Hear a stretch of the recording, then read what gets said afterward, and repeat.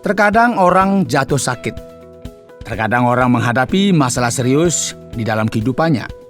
Orang bisa memiliki hutang yang belum terbayarkan. Terkadang orang kehilangan harta benda mereka. Selamat datang di Jalan 66, sebuah program studi Alkitab yang bertujuan untuk mengurai teks pasal demi pasal dan memahami isinya.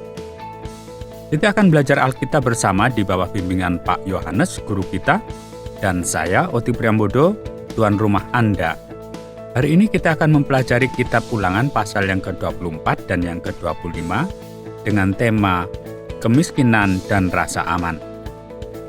Saudara, siapakah yang tidak merasa kurang aman? Apa yang harus dilakukan dengan begitu banyak kemiskinan di sekitar kita? Anda setuju bahwa memberi seseorang yang didasari ketidakrelaan merupakan tindakan yang tidak ada gunanya? Iman tanpa perbuatan adalah mati. Karena itu, mari kita belajar bersama dari Jalan 66 kali ini. Saudara yang dikasihi oleh Tuhan, senang ya bisa berjumpa lagi dengan saudara dalam program Jalan 66. Saya, Pendeta Yohanes, akan menemani saudara, mengajak saudara belajar bersama-sama dari kebenaran firman Tuhan. Silakan siapkan Alkitab saudara, siapkan hati saudara, ya, karena firman Tuhan akan menolong kita hari ini berjalan sesuai dengan kehendaknya. Saudara, kita masih belajar dari Perjanjian Lama di Kitab Ulangan pasal 24 dan 25. Silakan siapkan Alkitab saudara. Bisa dibuka di pasal 24 dan 25. Ini bicara mengenai, khususnya pasal 24 yaitu bicara mengenai kemiskinan. Dan tentunya bicara juga bagi mereka yang membutuhkan sesuatu di tengah-tengah kehidupan kita. Saudara, perhatian utama dalam bagian ini, dan kalau kita memperhatikan seluruh perjanjian, ini terkait dengan keamanan. Dan itu sesuatu yang penting. Dan mungkin ini adalah sesuatu yang kita sebut sebagai masalah sosial. Dan ini terkait dengan apa, saudara? Kalau masalah sosial itu bicara biasanya kemiskinan dan keamanan.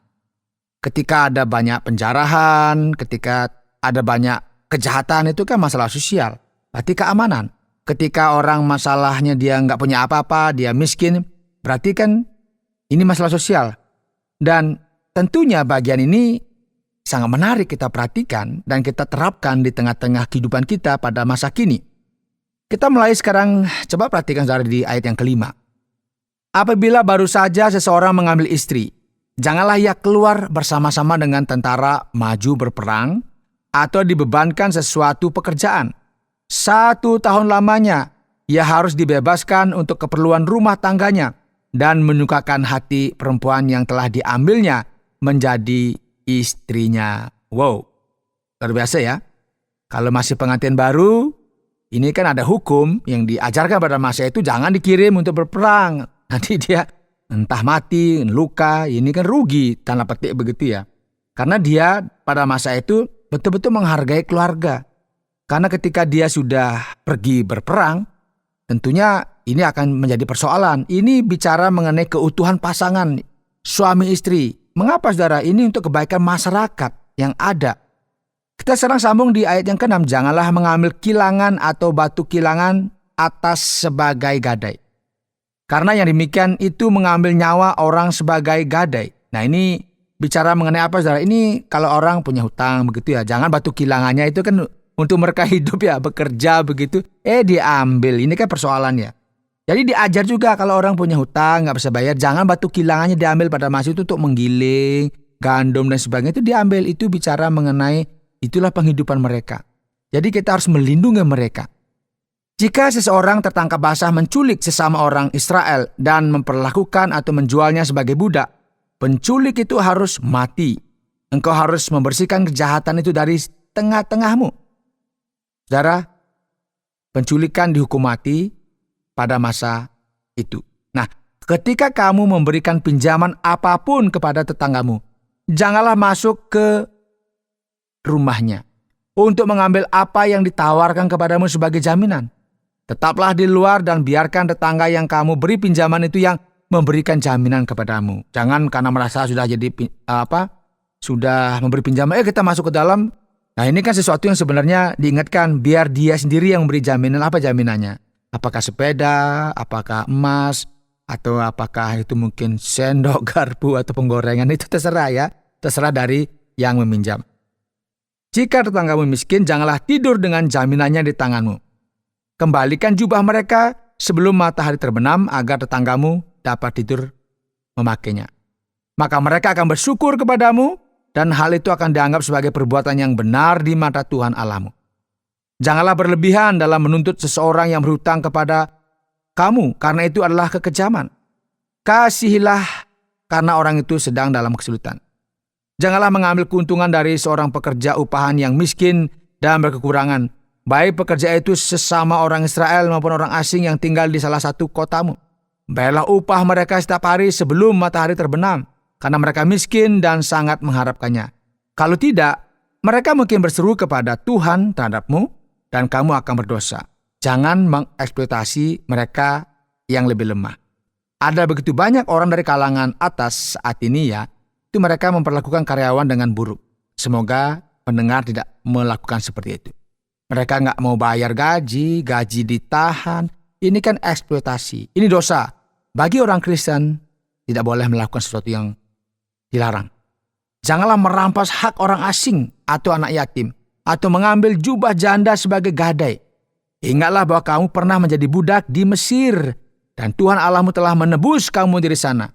Itulah sebabnya aku memerintahkanmu untuk melakukan hal ini. Saudara, mengeksploitasi mereka yang membutuhkan adalah tindakan yang salah. Ini kebetulan dia butuh nih sekarang. Wah, sekalian aja nih. Dia pasti tidak berdaya. Wah, dia ambil jubahnya, mungkin sepeda dia ambil. Ayo kalau nggak bayar, tak ambil motormu, tak ambil sertifikatmu. Ini kan tidak bisa. Karena Allah tentunya akan melampiaskan murkanya karena kita melakukan hal-hal yang jahat. Apabila kamu menuai di ladangmu dan kamu melewatkan seberkas, janganlah kembali untuk mengambilnya. Tinggalkan itu untuk orang asing, anak yatim dan janda, agar Tuhan Allahmu memberkati kamu dalam segala pekerjaan tanganmu. Saudara, ini contoh, jangan egois, jangan serakah, semua dihabiskan.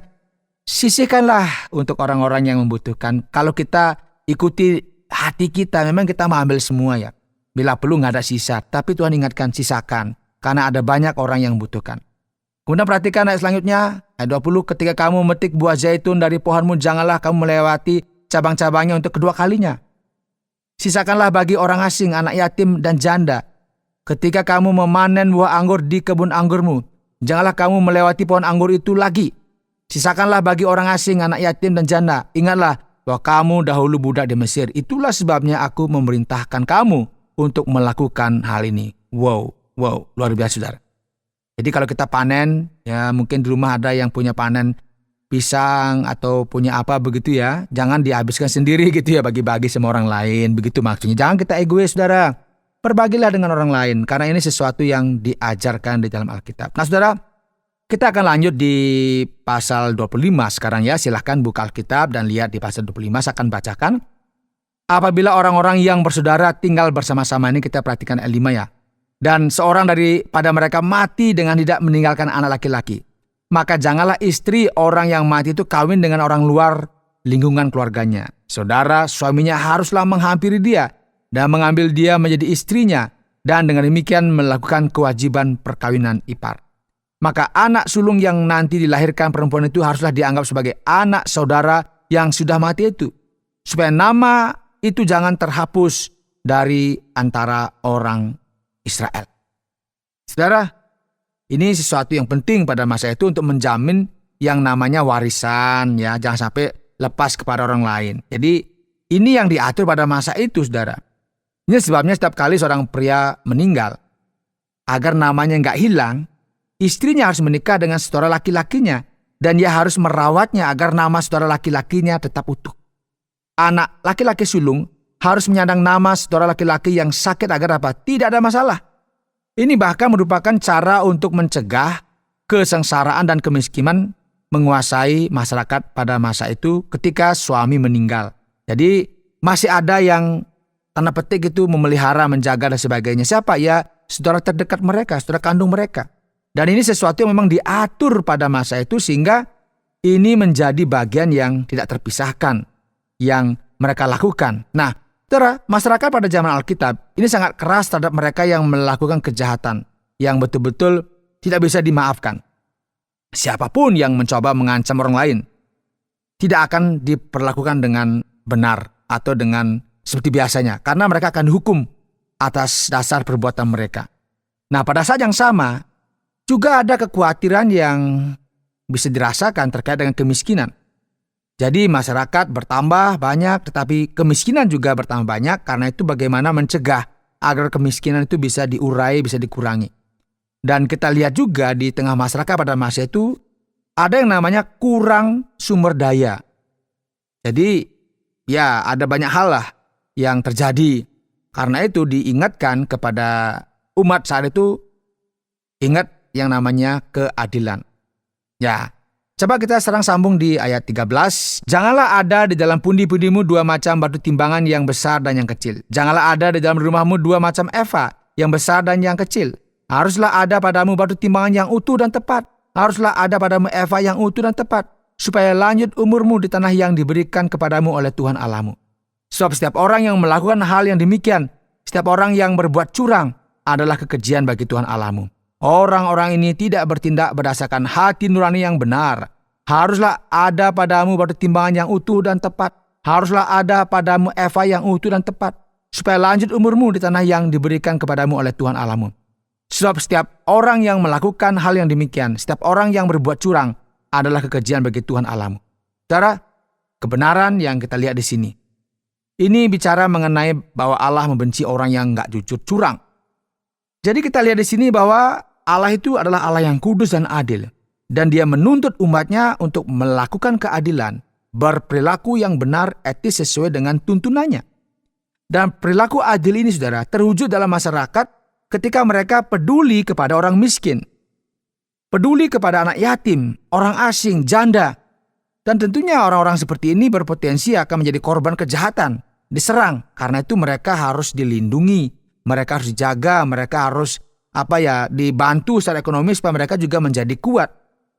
Kitab suci sangat jelas di sini. Tidak ada ampun bagi mereka yang sengaja berbuat jahat dan yang tidak memiliki rasa hormat. Dan bagi mereka yang tidak melindungi orang yang miskin, melindungi orang yang membutuhkan. Dan tentunya di sini, saudara, kemiskinan itu selalu berkaitan dengan rasa aman. Ketika orang nggak punya uang, dia merasa nggak aman. Karena apa? Dia bisa menjadi objek kejahatan dari orang lain karena dia memang tidak memiliki apa-apa. Karena itu kitab suci mengajar kepada kita harus memperhatikan orang lain.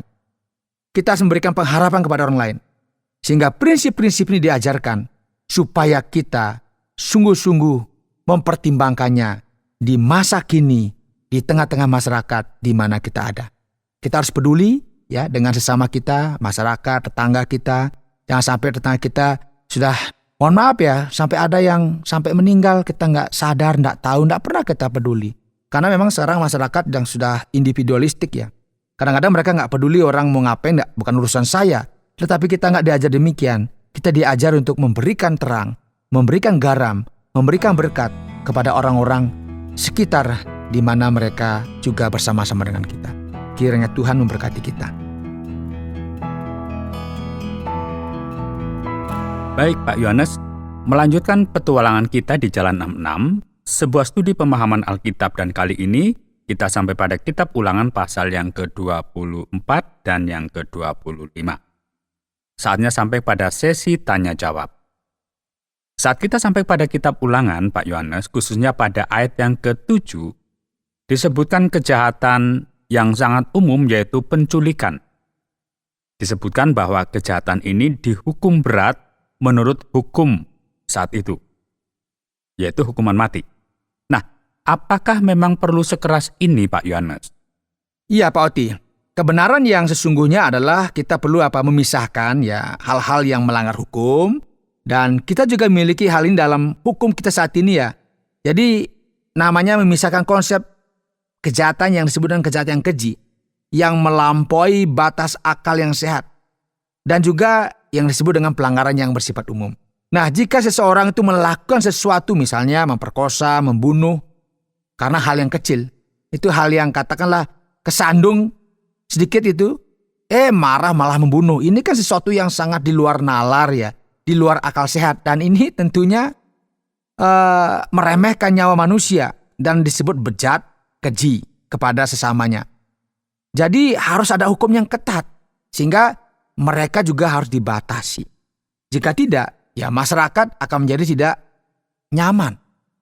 Nah, ketika ada sikap yang meremehkan, ketika ada upaya untuk menekan kejahatan tidak terlalu besar, maka kejahatan akan meningkat. Karena apa?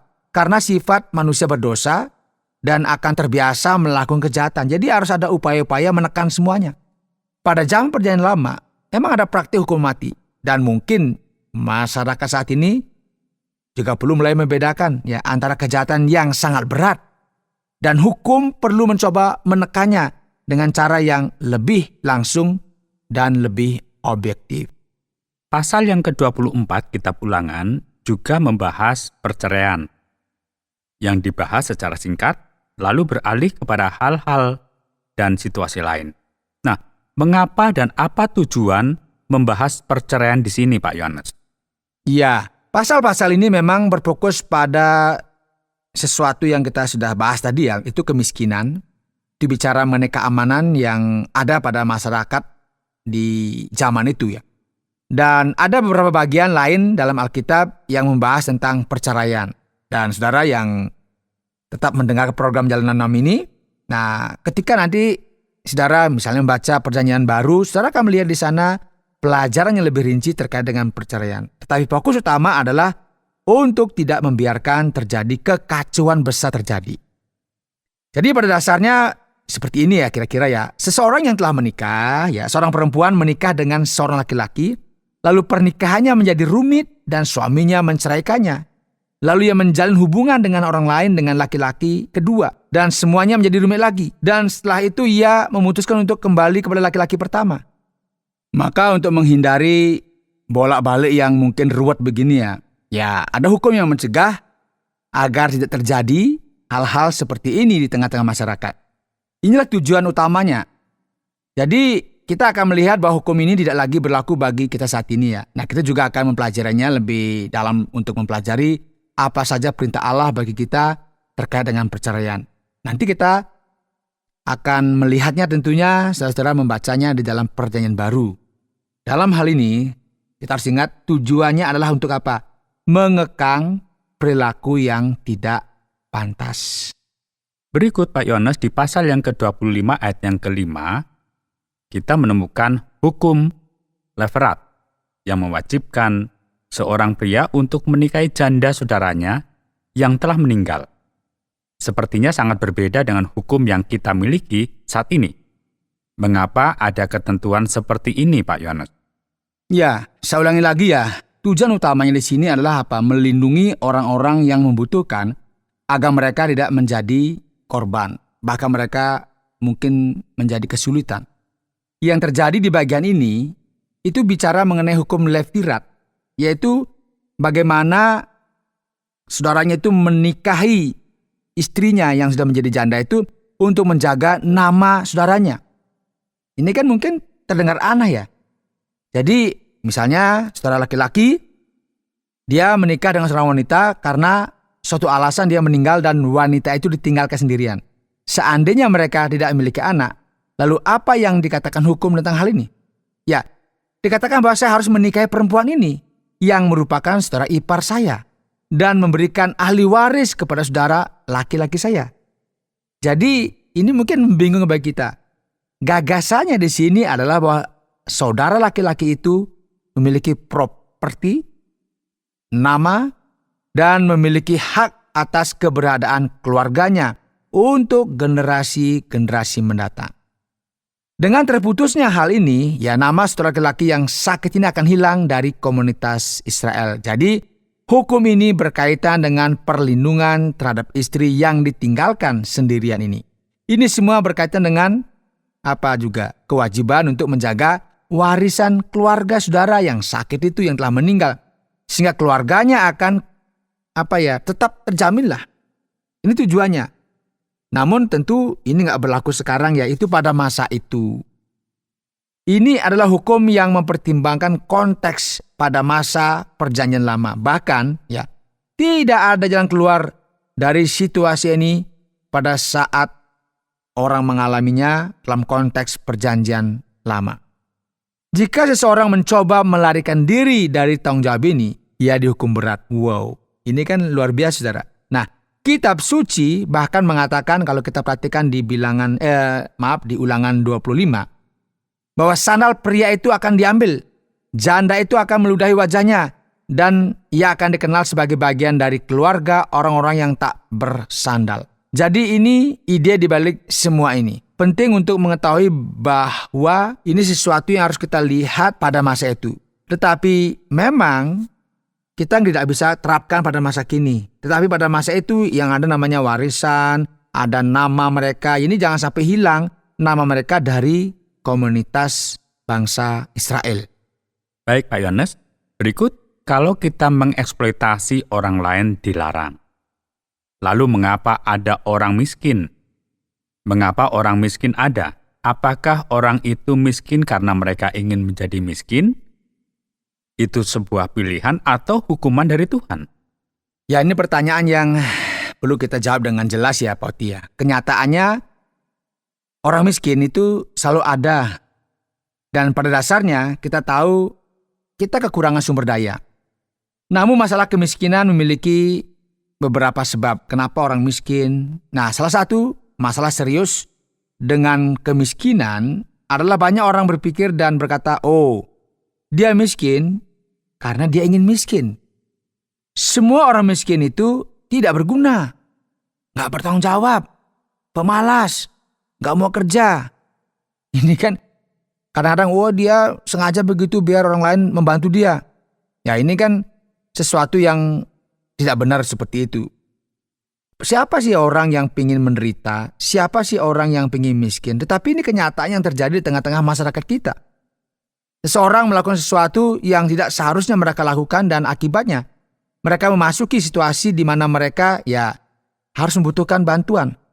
Ini sesuatu yang rumit di tengah-tengah masyarakat. Jadi di bagian ini ada yang namanya mekanisme perlindungan untuk mencegah terjadinya sesuatu yang pada akhirnya merugikan masyarakat. Karena ketika orang tidak bisa makan, mereka kesulitan, kadang-kadang kejahatan juga meningkat karena dia, mohon maaf bisa mencuri juga karena dia lapar begitu ya. Ini beda dengan mencuri yang memang kebiasaan, tapi kadang-kadang terjadi. Ketika mereka sudah sejahtera begitu, biasanya tingkat kejahatan menurun. Kan begitu ya. Jadi ini pada masa itu betul-betul diatur supaya jangan sampai kita juga sebagai orang Kristen mengeksploitasi kemiskinan itu untuk kepentingan kita. Dan tentunya ini tidak benar. Kita tidak boleh memanfaatkan kemiskinan untuk kehidupan kita, untuk usaha kita. Tidak boleh. Kita benar-benar membantu begitu ya. Sehingga dari bagian ini kita diingatkan oleh Tuhan agar kita sungguh-sungguh melihat apa yang terjadi di tengah-tengah masyarakat kita dan kita melakukan sesuatu. Jangan sampai kemiskinan meningkat. Jangan sampai adanya kesenjangan yang begitu lebar antara si kaya dan si miskin. Dan tentunya ini akan menciptakan satu situasi dunia yang akan kacau. Yang ke depan akan membawa masalah yang lebih besar lagi di tengah-tengah masyarakat kita. Jadi nggak benar bahwa orang miskin menjadi miskin hanya karena mereka menginginkannya. Memang saya pingin kok, doa saya biar saya jadi orang miskin, kan nggak ada. Pasti kita mau diberkati oleh Tuhan. Tetapi kenyataannya kita kadang-kadang mengalami hal-hal yang membuat kita tidak berdaya, kehilangan sumber daya dan sebagainya. Dan Alkitab mengatakan bahwa kita harus memiliki hati. Lagi sekali, memiliki hati yang penuh dengan belas kasihan untuk apa? Membantu mereka yang membutuhkan. Baik, terima kasih Pak Yohanes. Penjelasan yang membantu untuk memahami bagaimana Alkitab juga berlaku di dunia saat ini, dalam kehidupan kita sehari-hari. Nah, bagaimana penjelasan mengenai kesimpulan kitab Ulangan pasal yang ke-24 dan yang ke-25 ini Pak Yohanes? Saudara, hari ini dalam program Jalan 66 kita telah belajar tentang kemiskinan dan rasa aman. Ini merupakan masalah sosial dan tentunya relevan juga dengan kita pada masa kini. Kita sudah membaca Ulangan pasal 24 dan 25, dan pelajaran yang kita peroleh di sini bahwa kita harus menjadi orang yang peduli kepada orang lain. Jangan semprotkan merica ke mata orang lain, itu menyakiti orang lain. Kita terkadang khawatir dan berpikir bahwa hukum seharusnya tidak sekeras itu. Menghukum mereka yang melakukan kejahatan. Ya ini karena tidak ada yang terjadi pada kita. Ya lada di mata orang lain tidak menyakitkan bagi kita. Itu kan urusan dia. Nah ketika masalahnya tidak dekat dengan saya, tidak ada masalah yang besar. Nah kitab suci akan mengatakan beberapa bagian. Diingatkan kepada kita, lihat, jangan kamu menindas janda, anak yatim, orang yang membutuhkan, orang miskin. Ingatlah bahwa kamu pernah menjadi budak di Mesir. Ingatlah bahwa kamu pernah menderita. Demikian juga pada saat ini. Ya, terkadang kita mudah meremehkan orang lain, menghakimi orang lain ketika mereka mengalami kesulitan. Itu sih kurang doa, kurang baca Alkitab. Kita menghakimi kapan kita memberi. Kita pun mudah menyalahkan mereka karena mereka bermasalah. Ya, mereka tidak dapat kerjaan sih. Mereka itu pemalas. Kan tidak bisa begitu, saudara. Mengapa? Mungkin karena kita belum mengalami sendiri. Kita kan merasa di atas. Kita merasa kita tidak pernah kena masalah. Itu sebabnya Tuhan mengizinkan kita mengalami pengalaman-pengalaman sulit dalam hidup kita agar kita bisa memahami keadaan orang lain. Kalau orang belum pernah sakit, dia tidak pernah bisa simpati kepada orang yang sakit. Kalau orang belum pernah susah, dia nggak bisa simpati kepada orang yang susah. Karena itu hati-hati. Jadi jangan sampai kita menyakiti orang lain. Dan kita harus belajar. Saudara? Berbelas kasihan. Dan kita harus memiliki akal yang sehat. Jangan sampai kita menghakimi orang lain yang sedang dalam mengalami kesulitan. Tetapi bantulah mereka sesuai dengan berkat yang Tuhan titipkan kepada kita masing-masing. Kiranya Tuhan memberkati kita.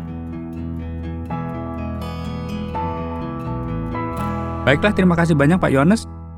Saudara pendengar, karena waktu yang tidak memungkinkan, kita akhiri program Jalan 66 kali ini.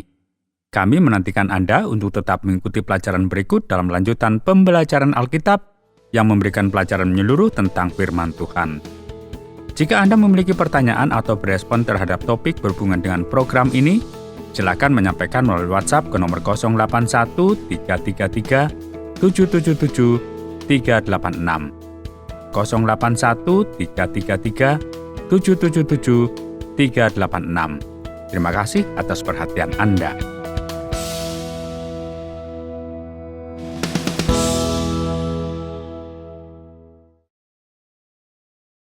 Terima kasih Anda sudah mengikuti program kami. Jika Anda diberkati, jangan lupa like, komen, dan share supaya Anda tidak ketinggalan setiap program terbaru kami. Jangan lupa juga untuk subscribe channelnya dan nyalakan loncengnya. Jika Anda ingin mendukung pelayanan kami, bisa melalui rekening kami berikut ini atau menghubungi kami di sini.